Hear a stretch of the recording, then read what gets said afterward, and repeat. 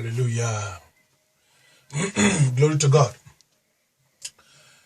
I thank God for the grace given again, grace of life.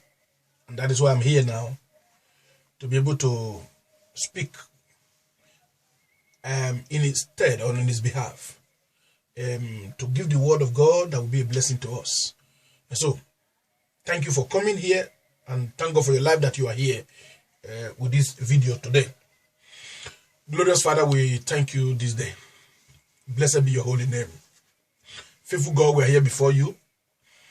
We, oh God Almighty, want to read your word, and by the power of the Holy Spirit, try to do some interpretations that will be a message, a portion, or that will be portions to each and every one of us.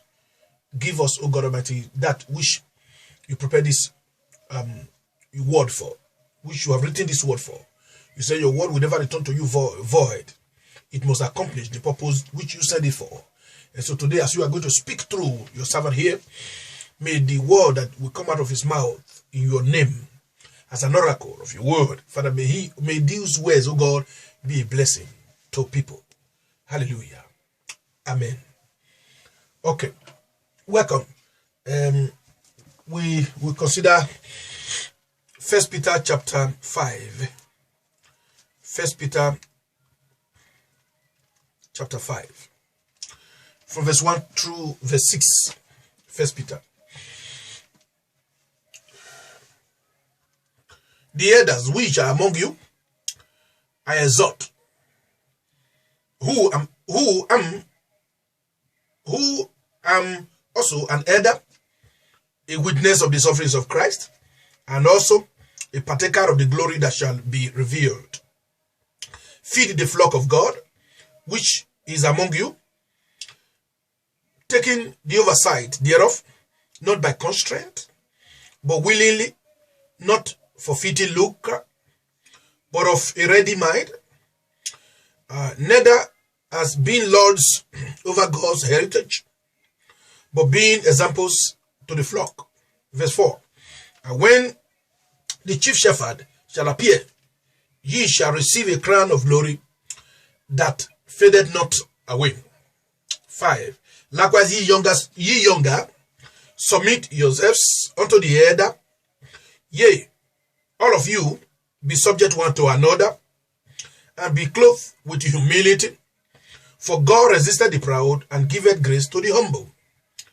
6. Humble yourselves, therefore, under the mighty hand of God, that he may exhort you in due time. Once again, the word of the Lord is blessed. Amen. Once again, the word of the Lord is blessed. Amen. Into our heart, into our lives. In Jesus' name. All right, I will, speaking on what I've titled, what qualify a witness or an elder? What qualify you a witness or an elder? Now, the instrument that God used here is Elder John, one of the very people that saw Jesus, that was with Jesus, that walked with him, that learned, that sat under the feet of Jesus Christ. So, he is speaking to the church. He's speaking to you. He's speaking to me. And especially, he's speaking to the leaders, pastors, teachers of the gospel of God's kingdom. That is, those are the people that the word of God here today is talking to. And so, but every one of us, every Christian is being covered here, is being considered here. Amen. Verse 1 says, the elders which are among you, I encourage. That is, I exhort. That I put my word, I encourage. Those of you that are elders in the church, I encourage you. Every person needs encouragement. More so, leaders of the church need encouragement. The word elders here mean leaders also. There are elders, there are elderly.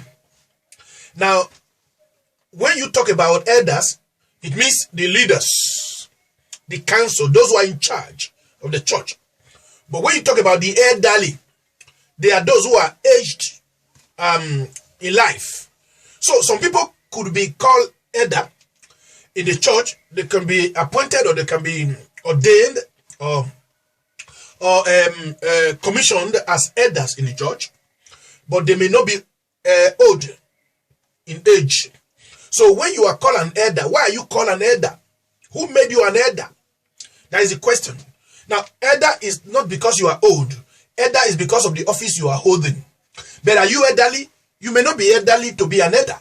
You all elders and may not be elderly. But many elders are also elderly. But whether you are elderly or whether you are just an elder who is not yet old, we are supposed to be responsible. We are supposed to behave responsibly. We are supposed to behave maturely.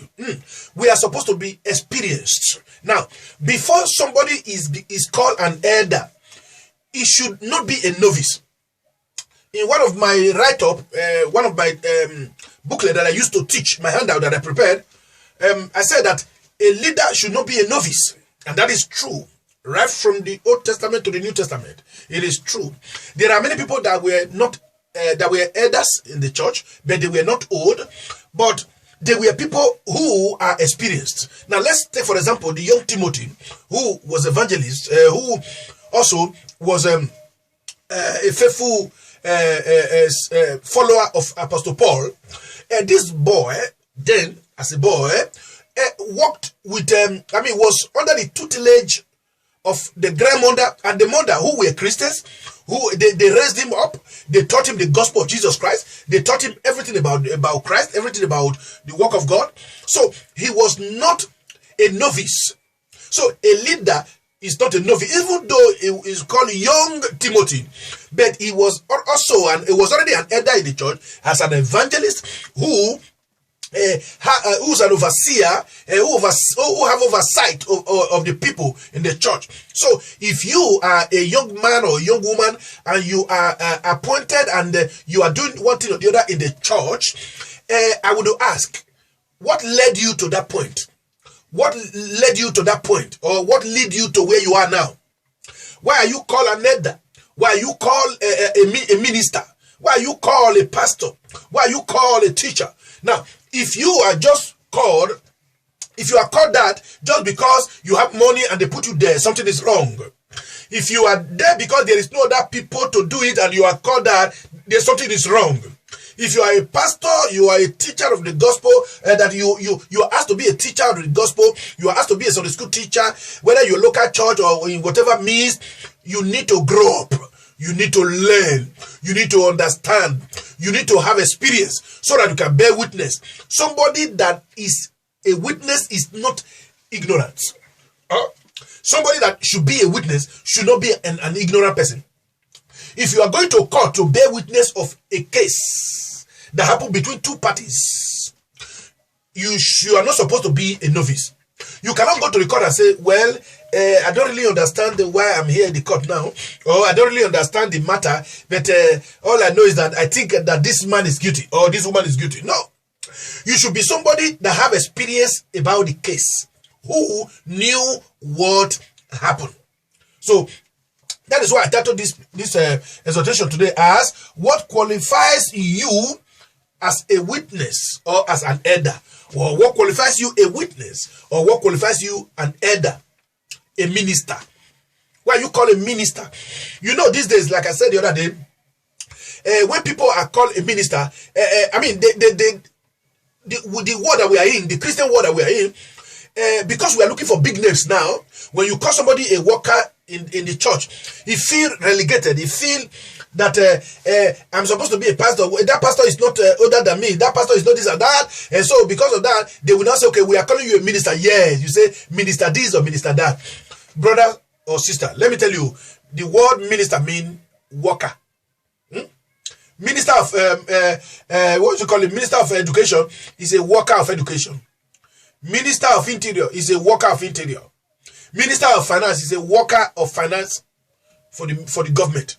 So the word minister means a worker.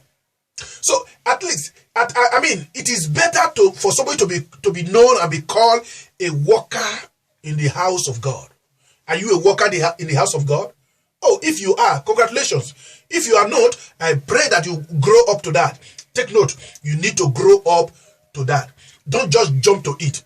Don't envy pastors or people or those who are working in the church and you want to be called a minister, you want to be called a pastor, evangelist, as the case may be. No, you need to grow up. To grow up has it is of many facets. Okay, you need to grow up not only in age now. Age is also good, but I'm not talking about age now. You need to have experience. You need to have been with the Lord Jesus Christ for not less than 3 years. I mean, you need to have been in the church for not less than 3 years. And not only be in the church for not less than 3 years, you need to know the nitty-gritty or the nuances of the gospel. You need to know some certain things about the Bible, about Christ, about the gospel of Christ. Now, if you are in a church, now you are called a minister, now you are called a worker in the house of God, you are not baptized. That is an error. That is an error. If you are not baptized in water, you are not baptized unto Christ, and they make you to be a minister or a teacher in the church, and you are in the choir, you are a prayer band, you are a prayer warrior or a prayer band member leader, as the case may be. I think it is an error. It's a misplaced value. Anyway, zeal can lead some people to that, but you need to make sure that you grow up. You need to make sure that you study to be approved, a workman that should not be ashamed, who can correctly divide, who can correctly interpret the word of truth. You understand that? So, if you are a minister, congratulations. But if you are a minister that does not know what the Bible is, that does not know why the Bible is given, that does not know who gave the Bible, that does not know the different parts of the Bible, then there is a big error. And if you are a minister that does not know Christ, that you are called an elder, but you don't know Jesus, you are called an elder, you are still misbehaving, you are called an elder, you are still not a Christian, a real Christian, there's something is wrong. It is an error. The church made a great error, or you yourself made a great error by trying to force yourself to become an elder or a preacher or a minister of the gospel, or whatever name they can call you. Okay, so if you want to be a preacher of the gospel, first of all, you need to have the gospel in you. First of all, you need to repent. First of all, you need to be a Christian. First of all, you need to know how the church works, how Christian life is. You need to know the principles of the gospel of God. You need to know the principle of God's kingdom. You need to know the value of God's kingdom. Because if you don't know the value, there's no way you can give value to it. If you don't know principles, there's no way you can walk by the principles. So, an elder is somebody who are made to be leaders over a people. And elderly are those who are old in age. But for you to be a leader,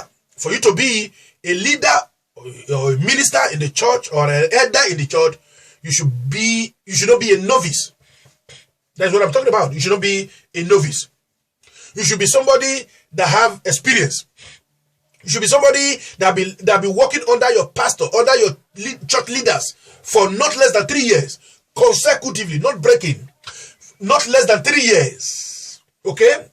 If you look at every school system, even secular school system, you look at it, kindergarten, you must be 3 years before you start KG. KG1, KG2, KG3. How many years? 3 years. Then you now go to secondary school. JS1, JS2, JS3. How many years? 3. You now go to high secondary school. SS1, SS2, SS3. How many years? 3. Then now go to university. First degree for some lower courses. For some lower discipline. It's 3 years to have a bachelor's degree. You want to do master, then you can do 1 or 2 years.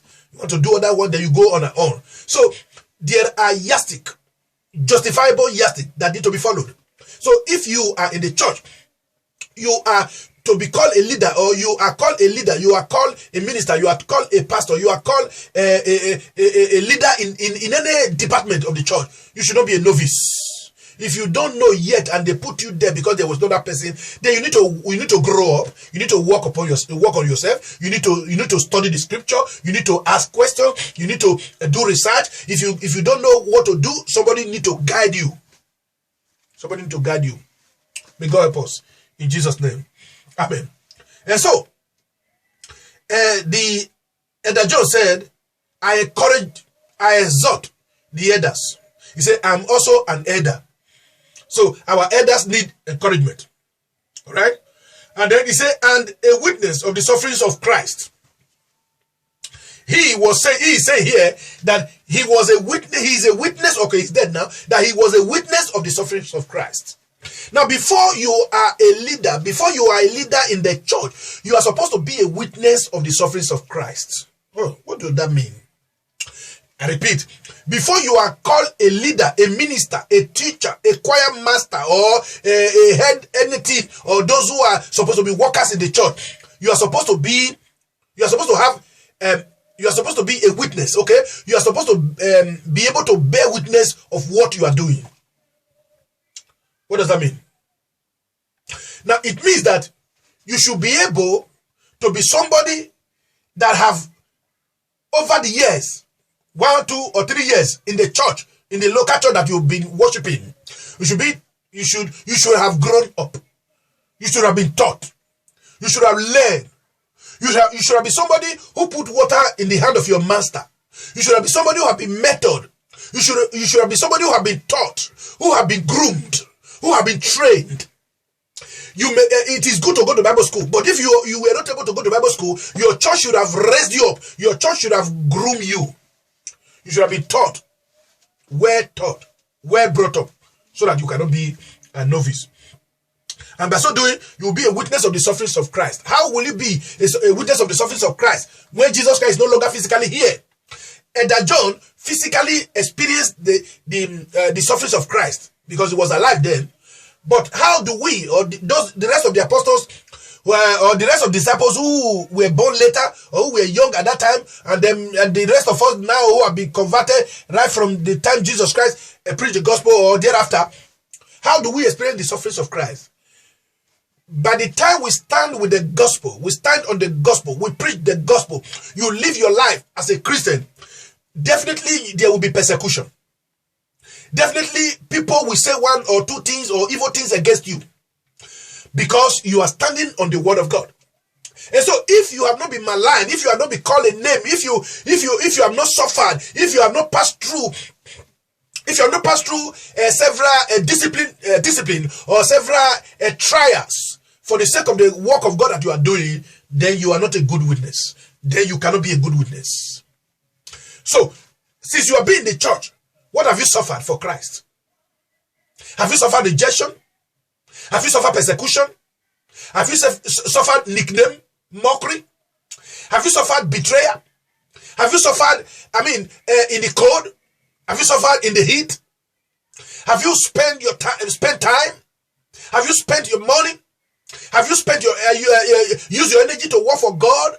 Have you sweated for the gospel of Christ? If you have not done all these things since you became a Christian, then you are not qualified to be an elder. You are not qualified to be a minister. You are not qualified to be a leader in the church yet. You need to grow up. That is the truth. That is just the truth. God help us. In Jesus' name. So, everyone will be a witness of the sufferings of Christ. Apostle Paul also prayed that. I want to know him. Even as a preacher, you want to know God the more. Now, when you say you know God, your life will testify about that. Your life will manifest it. And as your life is manifesting the life of Christ in you, then enemy must be annoyed of you. Listen, as heaven know you, if you are a Christian, so also hellfire know you. The kingdom of the devil know you. Because as you are a Christian, automatically you are enemy of the kingdom of Satan. You are enemy of the other forces that are on the other side. But God be for you, but yet enemy are not for you. So then you must have something, you must have things in your life that show that you have really been a soldier of Christ. You have really been a soldier of Christ. Not just carry your Bible and go to church and sit down and look and listen and go back home. No. You should have been involved in the work of God in the church that you are in. How involved have you been? You go to church, you fold your arms. You go to church, you only say amen when the pastor or somebody says something. You say amen. At the end, you go home, you give offering, or you don't even pay your tithe.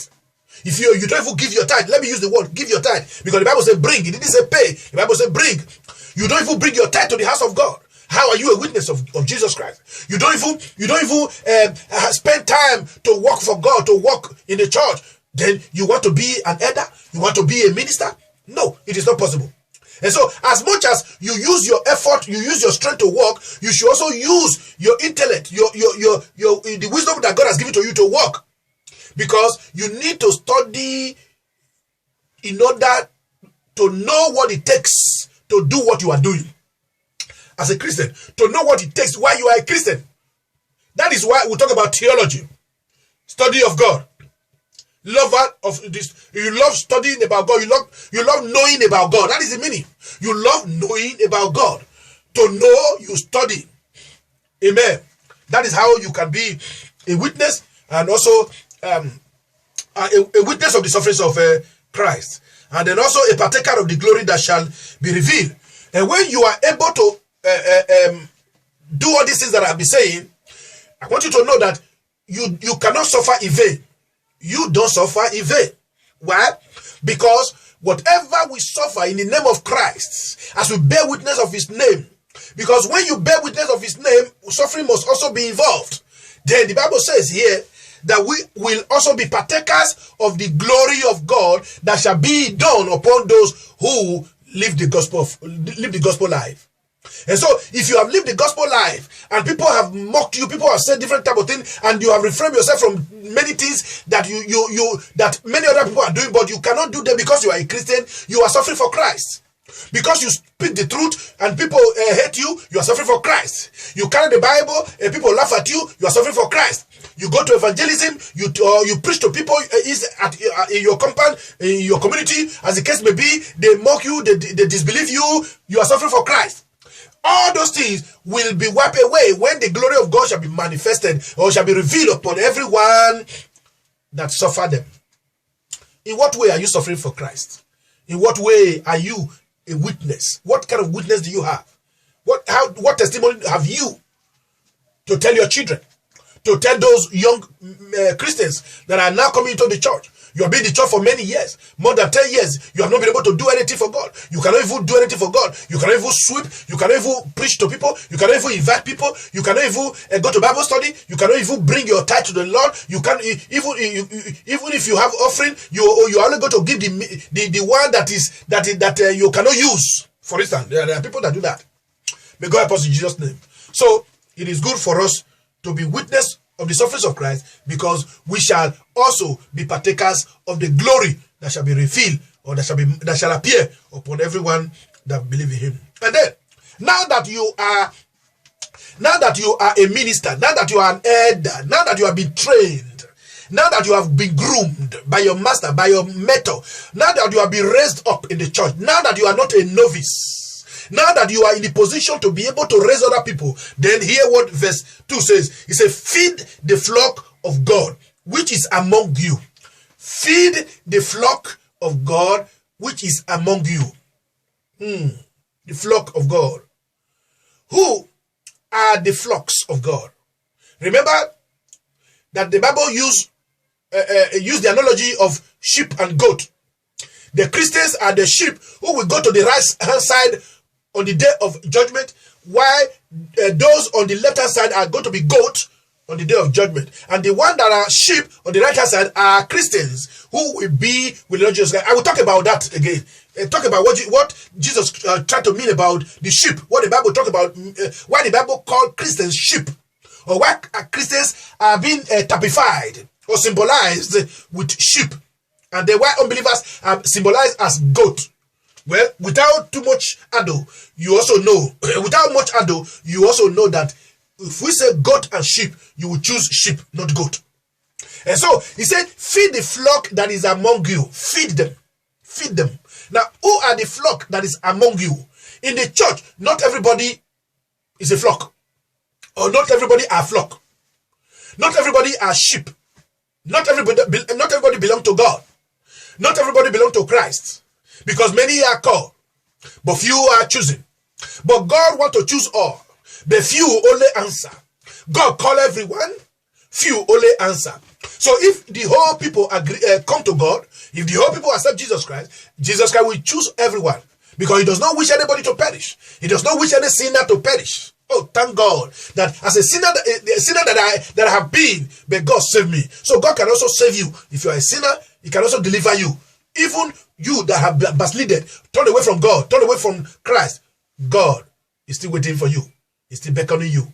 The Spirit of God is beckoning on you today. Return back to Jesus. The life of Christ will return back to you. Amen. And so feed the flock. What does it mean? Those believers, those people who gave their life to Jesus Christ, those people who base their living on the word of God, or who use the word of God as a model for their living, who use the word of God as a guide for their life, as they are in the church. And so if they are in the church, the Bible says you should feed them. What kind of feeding? He's not talking about akpu, that is fufu or pounded yam. He's not talking about food, physical food. He's talking about spiritual food. Teach them. Teach them. It is very unfortunate today that many of our churches in the world today, or many churches in the world today, they are only doing party and party and party. Singing and dancing and singing and dancing and speaking in tongues. Many of those tongues are even strange. Many of those tongues are not even they are not even inspired, but they just speak because they are used to it now. Because evil people teach people to speak in tongues. Hey, if you're a pastor and you teach your members and say after me, speak now. Everybody, let us begin to speak in tongues now. I tell you that you are an error man. I tell you that you are error. I tell you that that is an error. If you are a pastor and you are telling your members to begin to speak in tongues, no, you only teach them that they need to be filled with the Holy Spirit, and the evidence is speaking in tongues. And when they are taught about the gift of tongues, the gift of speaking in other tongues, according to the Bible, they will be filled. And when they are filled, anytime they are inspired, anytime they have the unction of the Holy Spirit, they can speak. Don't teach members to speak in tongues. Don't teach members to speak in tongues. Pastor, men of God, people of God, women of God, don't teach members to speak in tongues.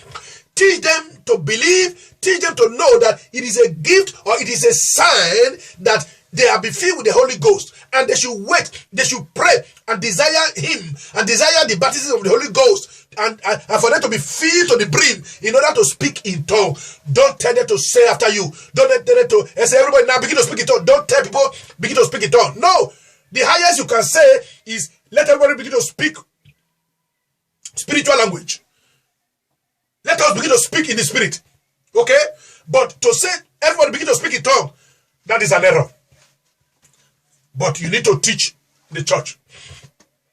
I bet you, teaching members to know all things according to what Jesus said is better.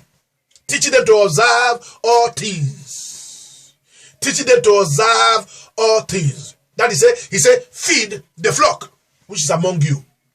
If your church is a flock, I mean, if there are flock of Jesus in your church, teach them the word of God. And when you teach them the word of God, they know when to sing and dance and jubilate, rejoicing about that.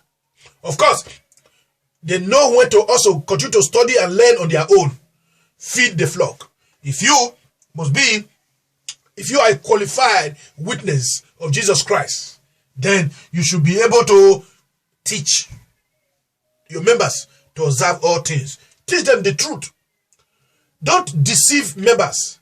Teach them the truth, and the truth will grow them up, and they become formidable force of God's kingdom. They become true soldiers of Christ. Hallelujah. He said, taking the oversight thereof. In other words, watch over the membership. Watch over them. Pray, God bless all my members. Sometimes you mention their names. Pray for them. Don't curse them. Even if you are poor, even if you don't have money, even if you don't have food, if you can ask them, ask. If you cannot ask them, don't curse members because you don't have anything. No. In fact, for you to be a servant of God, an elder, a preacher, a minister, it is not because of your stomach. No. If not, go and do other job, and then you will feed and still come to church.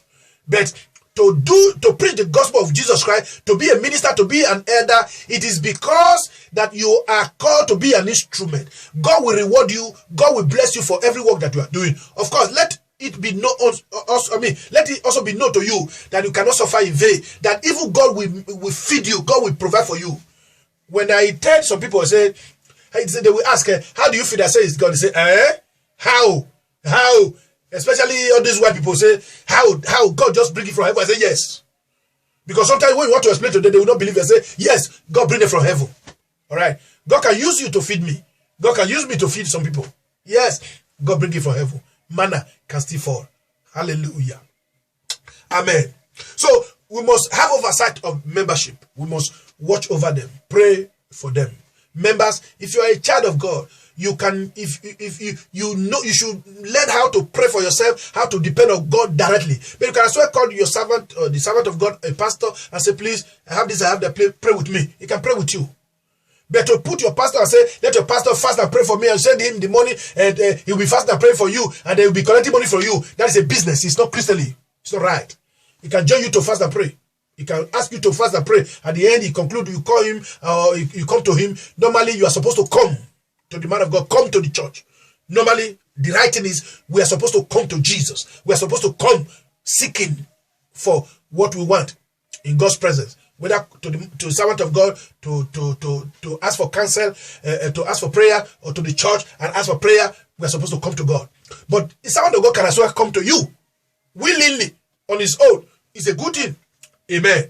But he is supposed to have oversight, overseer watching over us. To be an overseer does not mean that you must be what we call general overseer, that you have churches, that you are not a big man. No.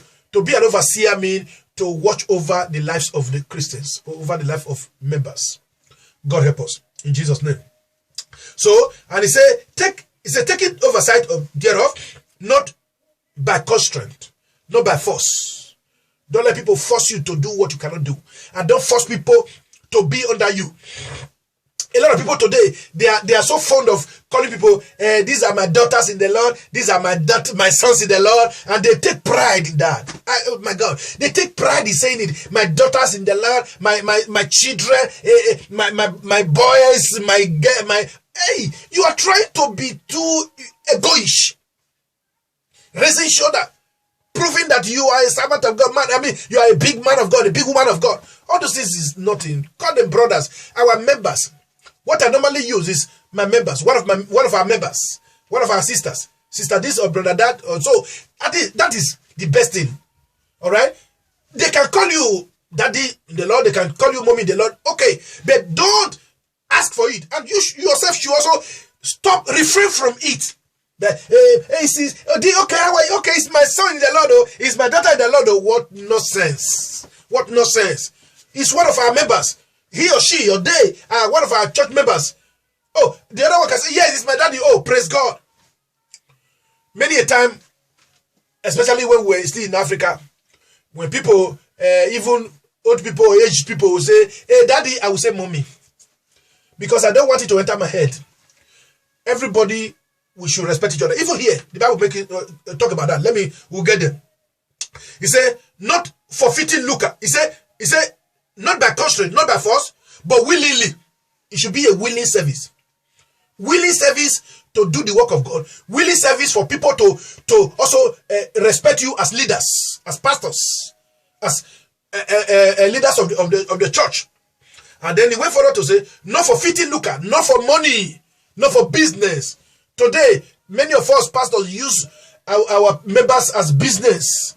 We want to make them dry so that we'll be richer, they'll be poorer. No. Members are supposed to be richer because they are doing different type of businesses, and then when they come, if I have like 50 members and this one give me 20 euro, the other one give me 20 euro. If she or she, for instance, receive a salary of 500 euro or 1,000, this one give me 20 euro, this one give me 20 euro, just like that. Before you know it, my own may even be bigger than their own individually. But we are supposed to pray for them to be richer, to be blessed. But today, members are getting poorer, pastors are getting richer. My prayer is that my members be rich. My prayer is that all my members that are doing business become richer, become well to do, but that the riches should not blindfold them. Because anybody that want to be rich in this world will fall into temptation. But yet, riches can be controlled. If the Spirit of God is controlling your life, is controlling our life, our riches can also be controlled, so that riches will not control us. Amen. So it should not be by force, it should be willing, it should not be for business, but of a ready mind, a mind that is ready to serve God, to work for God, to be humble, to be loyal. A ready mind, ready to learn, ready to make heaven, ready to go to heaven, ready mind. Verse 3, neither has been lords over God's heritage. We should not be lord, boss over the people. No, we should not do that. And then it went further to say, but being examples to the flock, leaders, ministers, elders, teachers should be example to the membership.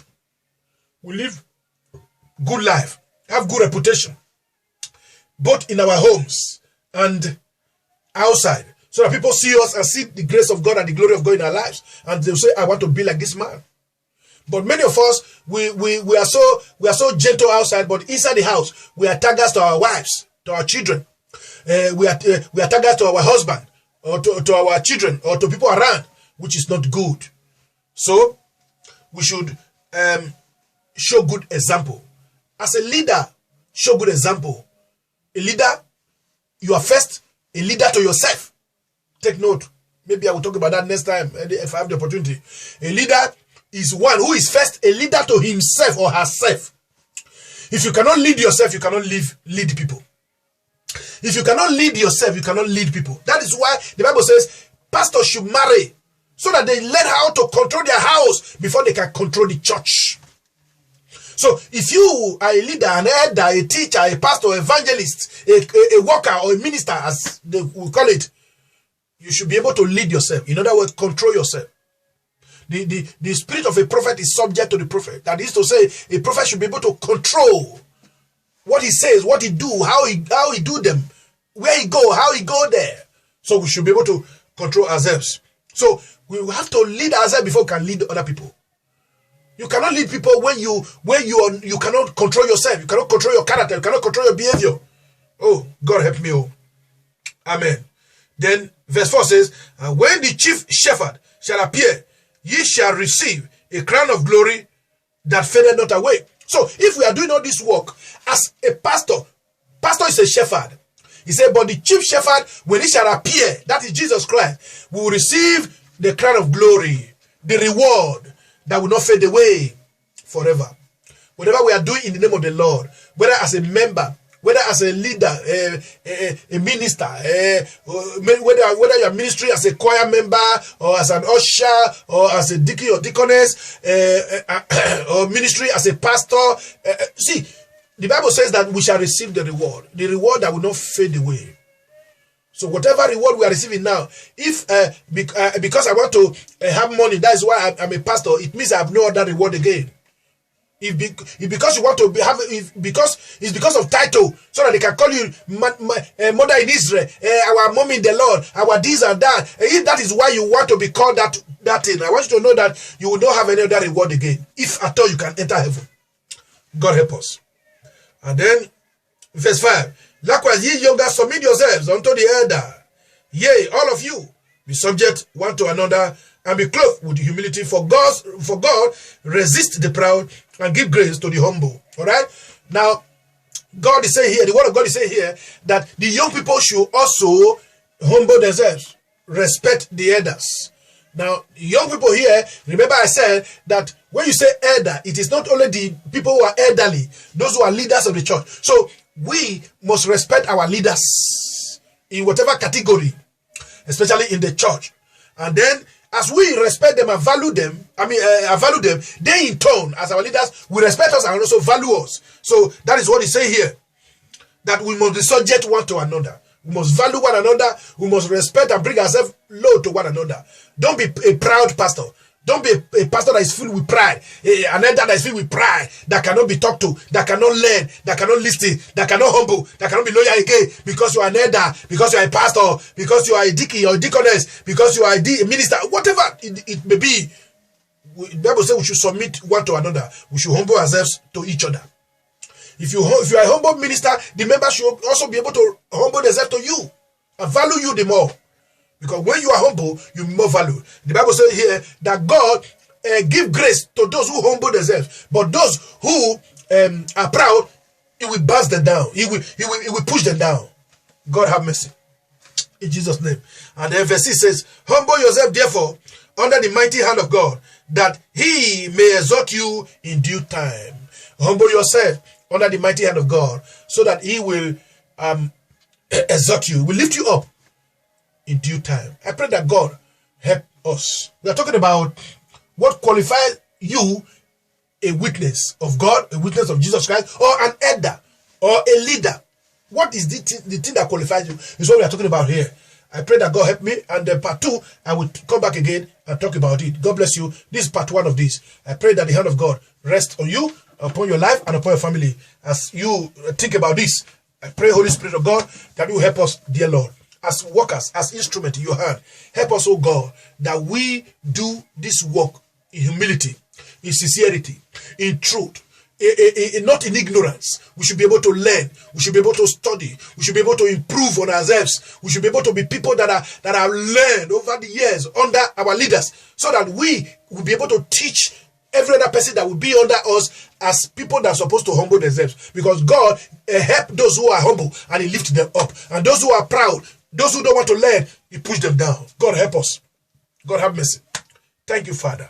I pray, God, as we come back again, part 2 of this lesson, that we will also continue to receive the blessing as we listen to this. I pray for this man, I pray for this woman, that if this person is, you have been in that position, you didn't know anything, I pray that you go back to the drawing board to start to learn. If you have not been baptized and you are just there, I pray that God have mercy on you. You need to go back and learn. If you have not been baptized in the Holy Spirit, begin to pray. God can fill you with the Holy Spirit. But don't let anybody ask you to begin to just speak it. Or speak in tongue. Say after me. Anybody that is doing that kind of thing, run away from that person. Or don't ever do that. Wait on God, and God will fill you. When we were filled with the Holy Ghost, 1984, we're filled with the Holy Spirit in the church. The people that prayed for me were Christians for many years. They cannot speak in tongue. It was after we were filled, after some months before they were filled. Because they were saying, we have been in the church for many years, we are not able to speak in tongues. But look at the people that just got converted. Just 1 year plus, they are speaking in tongues. And so they enter into prayer, fasting and prayer, and say, God, I want to be filled with the Holy Ghost. And they were filled. Not even in the church now, at home. And so that's the truth. I pray that God will help us to understand. And those of you, because you are a pastor, you are now proud. Because you are a pastor, you are now raising your shoulder. Because you are a pastor, you can talk to members anyhow. Because you are a pastor, you want everybody to be calling you daddy, mommy. Because you are a pastor, you think that you cannot take correction again. Then it's a big error. May God have mercy on us. I pray that we learn from this today. God bless you, and may God continue to help us to know more about His way and about His will. In Jesus' name, amen. Glory to God. Hallelujah. Hallelujah. Hallelujah. Amen.